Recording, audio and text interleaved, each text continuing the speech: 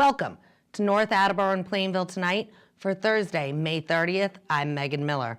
There were 137 items on the police report since we were last with you, 79 on Tuesday and 58 on Wednesday, one of those resulting in an arrest. On May 29th at 4:56 p.m., Lieutenant Frederick DeMarco, Detective Daniel Origi, Officers Robert Curran and Edward Zimmer arrested Michael W. McHugh, 52, of Mansfield, and charged him with OUI liquor, second offense, operating as to endanger, and failing to yield at an intersection. Revisiting a Town of Faith airs this Friday with Father Costa. Here is a sneak peek. Well, St. Mary's, of course, is the mother for this entire area, including Attleborough and Seekonk and all those areas. And in 1902, when the French-Canadian immigration was heavy because of the factories here in town, the French-Canadian citizens began talking amongst themselves about establishing a community where their own language and culture and faith could be nurtured.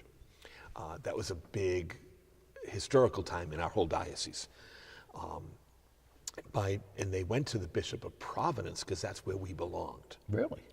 The Diocese of Fall River was not established until 1904.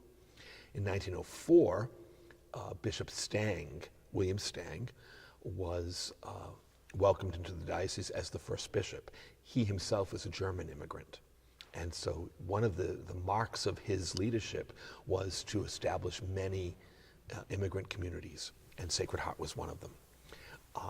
It didn't go over too well with Father McCarthy over at St. Mary's because 250 families were taken from his parish because he had just done the church over and, had the bills to pay. So actually the Sacred Heart grew off of St. Mary's, as did St. Mark's later on, 1967. So in 1904, the French-Canadian parishioners established this. And that's one of the unique pieces of our history is the lay people really founded this parish. They're the ones who petitioned the bishop, and they didn't know what the answer was going to be until Father Didi Villandre walked into a meeting of the Union St. Jean Baptiste, which was the group that organized the parishioners, and he said, "I'm the pastor." And so it was a surprise, but it was a welcome surprise. And he's the one who brought the people. He was here for 19 years.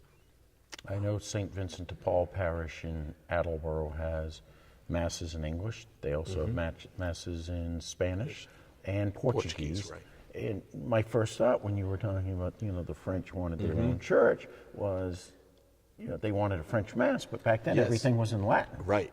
But except the homily. The homily was in English, and people wanted and plus to keep alive the culture.